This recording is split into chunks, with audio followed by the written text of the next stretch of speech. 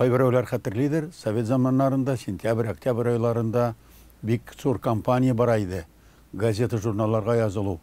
Әбүнәчеләр һәр өйгә 7-8 газета яки журнал яздыра иде. Ул кирәк дә кебек әйтелә иде, һәм кешеләр дә бик теләп яздыра иде. Хәзер әлбәттә башкача. Интернет бар, телевидение бар, радио бар, һәм уку гадәтләре дә кимеп бара. Татарча да белергә кирәк. Шулай да бу айларда татар газета журналларының киләсе аудиториясы билгеләнә. Ни өчен бик күпләр язылмый аларга? Акча җитми, тел белмибез. Яки кайбер авылларга килеп җитми вакытында дип әйтәләр. Һәм әлбәттә еш кына экспертлар әйтә, контент җитми. Ягъни эчтәлек хәзерге кешенең бигрәк тә яшьләрнең ихтияҗларын канәгатьләндерми. Ни өчен алай икән ул? Нинди контент, нинди эчтәлек кирәк? Һәм чыннан да бу шулаймы? Дөрескә дә ашаган, чөнки бик күп газетләрдә үзләренең авылы, үзләренең йортында булган вакыт фикерләр яки кичкенә генә вакыйгалар хәзерге тамашачыны шаккатыра алмый, хәзерге укучыны үзенә җәлеп итми торган хәбәрләр күп һәм бик кызыкта булмаган. Хәзер бит инде тамашачы өчен ниндидер прикол кирәк, ниндидер тәнкыйть кирәк, ниндидер фаш итү, шаккатыра торган фактлар да кирәк. Бездә бармы ул татар матбугатында? Әйдәгез караштырыйк. Әйдәгез башта хосусый газетләрне карыйк. Илфат Фәйзрахмановның безнең газеты. Беренче биттә актуаль тема медицинабыз пандемияны җиңәрлекме? Шунда ук татар хәтерен качапса яңгыр астында барлады дип әйтелә.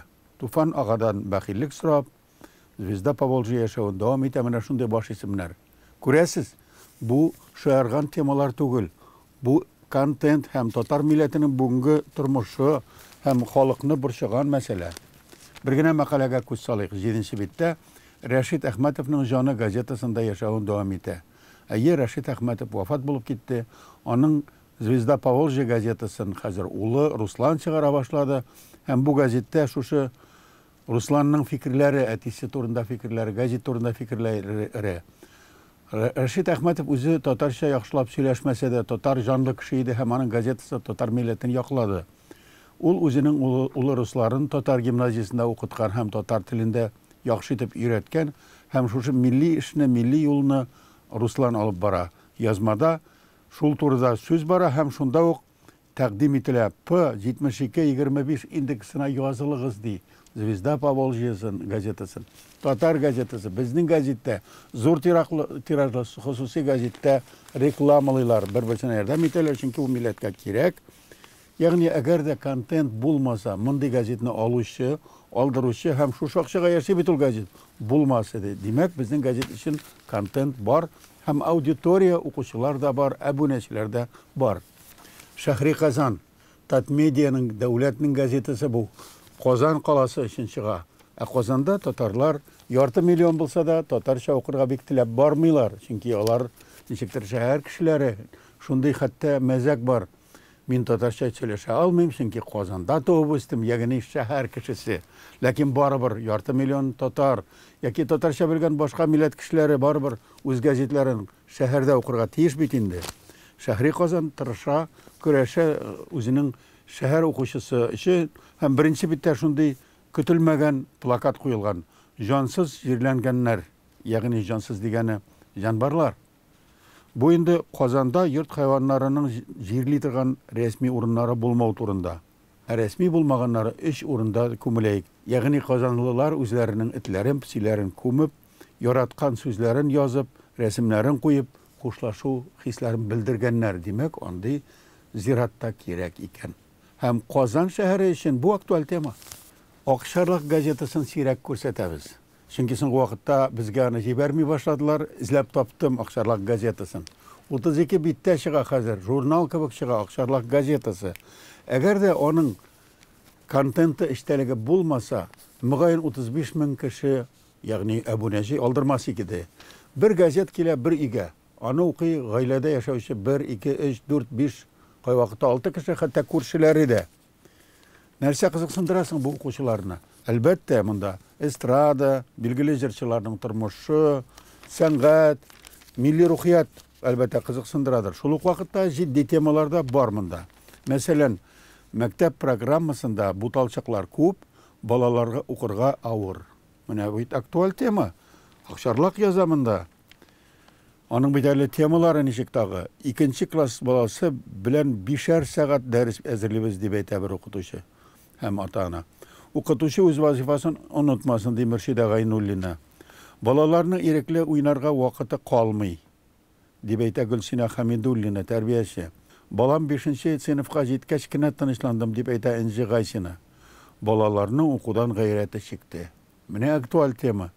Әниләр, беренче чиратта үзегезне карагыз ди Әминә Абдулманова. Без үскәндә мондый түгел идек дигән сүзләрне кулланмагыз дип әйтә 12нче гимназия психологы Алсу Фролова. Әмиләша Сибгатуллиның фикере булай. Улыбыз бер атна мәктәпкә бармыйча өйдә ятты. Каршы килмәдем. Мәдәни җомганың контентлы мәкаләсе Җан авазысы рубрикасында Индус Таһировның телне саклау газабы дигән мәкаләсе.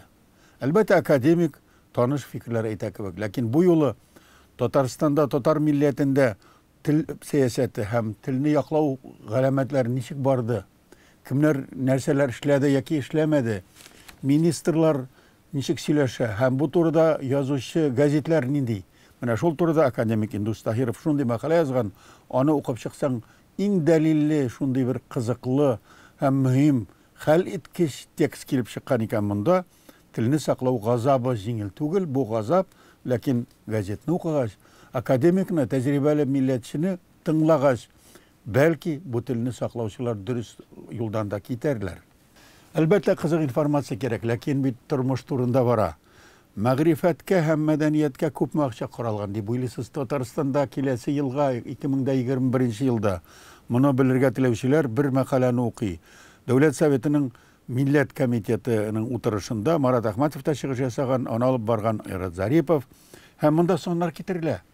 Татарстанда мәдәният белән мәгърифкә күпме акча карала һәм бу акчаның язмышы хәл ителәчәк якын арада булачак Дәүләт Советының утырышында. Нигә без белмәскә тиеш шушы бюджетны һәм анда бүленәчәк акчаларны җитмәсә ни өчен җитмәгәнен алдан белеп торырга тиеш бит инде. Һәм моны тикшергән утырышта журналистлар, депутатлар, җәмәгать эшлеклеләре, мәгариф һәм мәдәният хезмәткәрләре катнашкан. Белергә кирәк моны безгә. Репрессия еллары турында беләбез. Ләкин эчтән карап, ничектер шәхеснең үзенең күзе белән карау бик сирәк була. Зур язучыларның, Солженицларның романнарынан гына беләбез. Рәшат Низами, Идел журналының баш мөхәррир булып эшләгәндә бер көндәлек тапкан. Ул шул төрмә юлыннан кайткан Васил Адаевның көндәлеге һәм шушы көндәлекнең тәге текстны ул әзерләгән. Һәм мәдәни җомгага шушы текстны беренче тапкыр басканнар. Аны укып аңлатып булмый. Һәр адымында, һәр көнне, һәр станцияда, һәр төрмәдә нәрсәләр кичерә адәм баласы һәм кемнәр катнашкан, кемнәр утыртылган монда. Әле бу безнең якын тарихыбызда, Татарстан тарихында, Совет иле тарихында, милләтебез тарихында, чөнки бу төрмә юлларынан бигрәк тә милли хәрәкәттә кешеләр катнашкан кешеләрне, туры сүзле кешеләрне чакырып йөрткәннәр, газаплаганнар, атканнар битне. Менә шул турыда язма бар. Бу контент түгелмени? Рашат Гайнанов дигән галимне белгән кеше белә. Инде хәзер ул вафат, күптән вафат. Ләкин нинди эшләр катнашкан бу Рашат Гайнанов дигән фронтовик, аның кебек әдәбият белгече, аның кебек текстолог, аның кебек зур гамәлләр башкарган кеше бар микән фәндә? Тыйнак кына кеше булып яшәгән ул һәм бу турыда Мөдәррис Вәлиев язган, язып калдырган Шән кеше дигән мәкаләсендә һәм мәдәни җомга газетасы аны бастырып чыгарган. Шул газетада Азнакайга сәяхәт бару турында фото-репортаж белән текст куелган. Әлбәттә, бу аңлаша торган хәл. Азнакайда билгеле шәхесләр күреп кайтканнар яки бу нефтчеләр шәһәрендә милли тормыш бар. Бар икән һәм кешеләр кадерле итгән табигать һәйкәле дә бар, әдәби, мәдәни музейлар да бар. Ягъни иштәлек өчен кирәкле. Әгәр дә бик скандал булмаса, нинди сенсация булмаса, барбыр мәгърифәтчелек өчен, мәгариф өчен, мәгънә өчен кирәк мондый әйберләр. Театр тәнкыйте юк дип әйтәбез. Чыннан да инде музыка тәнкыйте дә, әдәби тәнкыйте, театр тәнкыйте бик сирәк очрый торган хәл. Ләкин «Өйләнәм нокта тат» дигән спектакль турында бәхәс миңа ошый. Илгиз Зәйниевның бу әсәре турында инде без үзебезнең күзәтүдә әйттек. Бу ул Туфан Миннуллин уздырып җибәрерлек драматург һәм режиссер булган дип әйтәбез инде. Ягъни аның әсәре замананы күрсәтер буенча, кыюлык буенча туфаннан да калышмый дигән фикер әйтелгән. Әхтәм Зарипов, билгеле режиссер һәм язучы, риза булмыйча һаман да тәнкыйтьләвен, ышанмавын әйтә, һәм аның алай дип әйтергә хакы бар, һәм безнең укырга хакыбыз бар, һәм без аның кемгә ышанырга икән үзебез хәл итәргә тиеш. Димәк, бу мәдәният, сәнгать тәнкыйтенең бер галәмәтләре күренә икән, моңа шатланырга кирәк. Бу киләчәктә дә сәнгатьнең үлмәве һәм иҗатның дәвам итүе өчен кирәк булгандыр. Мәдәнизмга бу турыда яза. Контент. Әлбәттә, безнең яраткан Ватаным Татарстан дәүләт газетасы, без аны иң башта бирә идек, бүген иң ахырда бирәбез. Әлбәттә, ул дәүләтнең эшләрен яза. Нигә без үзебезнең дәүләт, үзебезнең Татарстан бит. Мәсәлән, 29 октябрьдә сессияда безнең шушы бюджетлар расланачак. Анда 29 мәсьәлә, ягъни канун проектлары тикшереләчәк икән. Шунысы кызык булып китте. 29 октябрьдә 29 мәсьәләне депутатлар карап, алар өчен тавыш бирәләр. Нинди мәсьәләләр алар, ничек хәл итәләчәк алар? Без әле шунда бармы, Татарстанмы без, дәүләтме без? Шуны белер өчен мондый мәгълүмат та кирәк. Дәүләт газеты булгач, начальство турында әйтелә инде. Менә бу мәкалә игътибарны җәлеп итә. Кил, очрашык, сөйләшербез дигән баш исемдә ул. Район башлыкларының виртуаль тормышына күзәтү. Instagram челтәрендә башлыклар нәрсә язалар, нәрсә куялар һәм аларга нәрсәләр әйтелә. Монда Актаныш главасы, Кукмара главасы, Кайбыч башлыгы, Әлмәт шәһәре башлыгы, Түбән Кама башлыгы һәм башкалар үзләренең күрерләр, үзләренең сәхифәләрен, үзләренең Instagramдагы сүзләрен. Ахырда Ватаным Татарстанның бер-ике мәзәге белән танышыйк әле.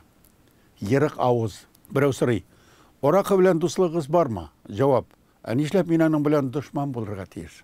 Икенче мәзәк: "Бик озак итеп нәрсәгә карап утырырга мөмкин?" Сезгә дә сорау бу, нәрсәгә карарга мөмкин? Шулай рәхәтләнеп, бер туктаусыз карарга. Аккан суга, янган утка һәм гаишникларның машиналарын кабыза алмыйча интегүләренә. Хәлләр менә шундыйрак, тормышыгыз контентлы, мәгънәле үтсен.